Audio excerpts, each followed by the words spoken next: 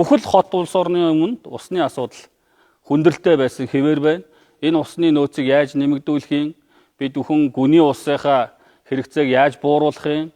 Яаж гадаргын усны нөөцийг нэмэгдүүлэх юм? Усны нөөцийн судалгааг яаж сайн хийх юм? Нөгөө талаар хэрэгэлсэн усаа дахин яаж боловсруулж, яаж ахиж хэрэгэлдэг байх юм? Саарл усыг яаж үйлдвэрлэлд нэвтрүүлдэг байх юм гэдэг. Энэ асуудлууд бол энэ одоо Копи баг хурлын хамгийн чухал асуудлуудын нэг. Нөгөө талаар газрын асуудал хамгийн чухал байх ёстой.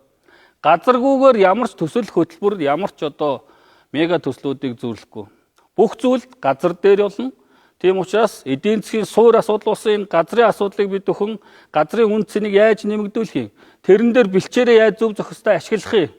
Энэ 70 гаруй сая толгой малыг яаж зөв зохистой бий болгох юм бэ? Үржүүлэх юм бэ?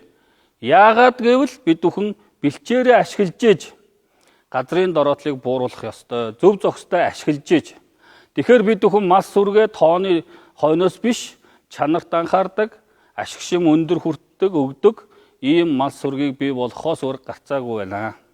Нөгөө талаар газрын дороотлыг арилгахад, бэлчээрийн асуудлыг шийдвэрлэхэд, сэргээхэд мод тарих асуудал бол юу юунаас чухал байна. Монгол улсын ерөнхийлөгчийн санаачилсан тэр мод үндэсний хөдөлгөөн бол Монгол улсын хувьд олон улсууд маш сайн сайшаалтай дэмжиж байна.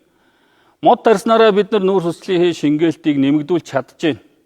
Энэ бол зөвхөн нэг иргэн байгууллага ажлын урайлга биш. Энэ бол хүн болгоны санал санаачлага байх ёстой. Ингэснээрээ бид нар эргээд ирээдүй хойч үедээ ямар байгаль, ямар унган төрхтэй газар нутгийг хүлээлгэж өгөх юм бэ гэдэг асуудал байна.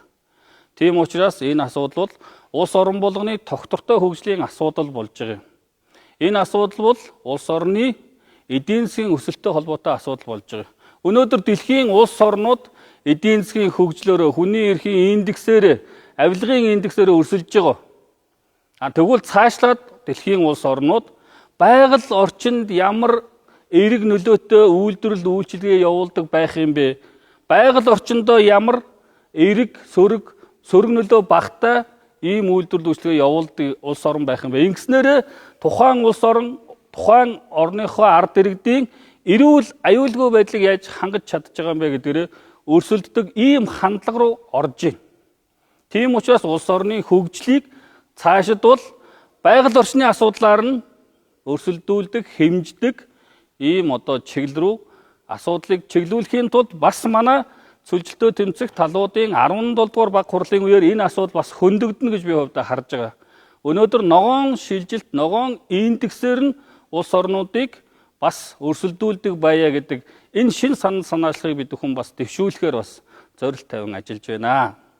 Тийм учраас бид бүхэн Монгол улс энэ цөлжилтөө тэмцэх талуудын 17 дугаар баг хурлаас гарах үр дүн юу юм бэ гэхээр энэ гандуу, хуура, уур амьсгалтай бүс нутгийн улс орнуудын хувьд яаж ган гачгаас баг одоо энэ асуудлыг сөрөг нөлөөллийг яаж бууруулах юм бэ? Үер усны асуудал байна, усны хэрэгцээ байна, газрын асуудал байна, бэлчээрийн дороотл байна. Энэ асуудлуудыг яаж бууруулах юм бэ? Энэ дээр зөвхөн Монгол улс гэдэг юм уу, зөвхөн одоо төрийн байгууллагууд асуудлыг шийднэ гэвэл эсвэл татвар төлөгчдийн мөнгөөр зөвхөн энэ асуудлыг шийднэ гэвэл энэ одоо үннээс хол зөрнө. Тийм учраас энэ асуудлуудыг шийдэхийн тулд түншлэгч орнууд, олон улсын хамтын ажиллагаа, банк санхүүгийн байгууллагууд, хандивлагч орнуудын хөрөнгө оруулалт, хувийн эвшлэхний хөрөнгө оруулалт хуулийн чухал байна. Уур амьсгалын өөрчлөлтийн асуудал бол зөвхөн байгаль орчны яамны асуудал биш. Энэ бол иргэн хүн болгоны салбар дундын асуудал болгон улс орны засгийн газар болгоны өмнө тулгымцсан асуудал болсон хэвээр байна.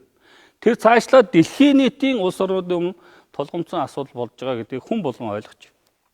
Тийм учраас энэ дээр бид бүхэн улс орнууд зорилгоо ойлгож байгаа учраас цаашдаа энэ хүндрэл бэрхшээлээс яаж гарах юм бэ гэдгээ ярилцаж энэ 12 хоногийн туршид гарц гаргалгаа шийдлүүдийг ярьж түүнийг хэрэгжүүлэхийн тулд ямар их үүсвэр санхүүжилтээр шийдэх юм бэ гэдэг энэ асуудлуудыг бид бүхэн ярина.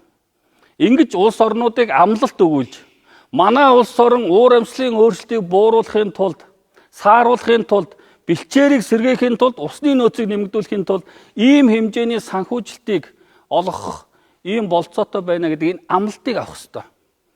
манай улс орнууд энэ амлалт өгөх эрх бүхий албан тушаалтнууд бас энэ зөвлөгөө манай талуудын бах хуралд ирнэ. Ингэж амлалтыг өгсөний дараагаар КОП дууслаа. Ирэх 2 жилийн хугацаанд Монгол улс талуудын бах хурлыг даргалж хуралдана. Энэ хүрээнд цөлжилтийн КОП-ийн хурлууд хаана болно? Олон улсын хурлууд дээр энэ арга хэмжээ амлалтуудыг бодит ажил хэрэг болох асуудлыг манай санал санаачлага удирдлагаас ихээхэн хамаарна.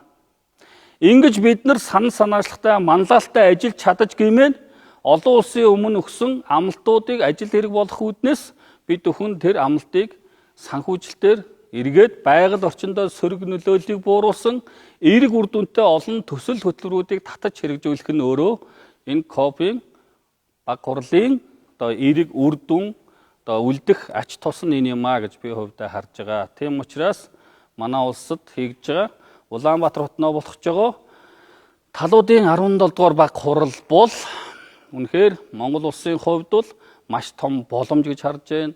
Монгол улс ямар улс вэ гэдгийг нүүдлийн соёл иргэнштэй малаж хуй одоо хосоосон энэ улсын хувьд гандуу, хуура, уур амьсгалтай улс орнуудын хувьд нийтлэгээр тулгамж байгаа асуудлуудыг бид өхөн олон улсын өмнө тулгамж байгаа бэрхшээлтэй хүндрэлтэй асуудлуудыг гаргаж ирж ингэснээр энэ асуудлуудыг үе шаттай шийдэх болцоо боломж. Нөгөө талаар конвенцийн өмнө хүлээсэн олон улсын өмнө хүлээсэн энэ одоо үүрэг хариуцлага амлалтуудыг бас хэрэгжүүлэх бодит болцоо бүрдэнэ гэж үзэж байгаа маа.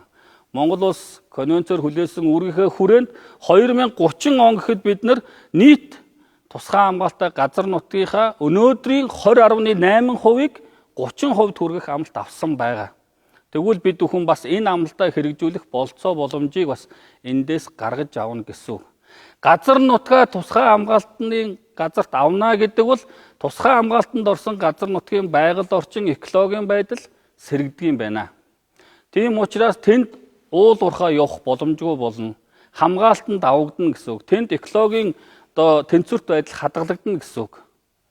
Тийм учраас ийм ирээдүг бид нар ирээдүйг хойч үедээ өгөх нь өнөөдрийн энэхүү дэлхийн өмнө тулгамдаад байгаа улсуудын өмнө тулгамдаад байгаа асуудлыг нэг нүдээр нэг цонхоор харж хамтдаа шийдвэрлэх нь өнөөдрийн энэхүү талуудын баг хурлын ач холбогдол гэж би хувьдаа харж байна.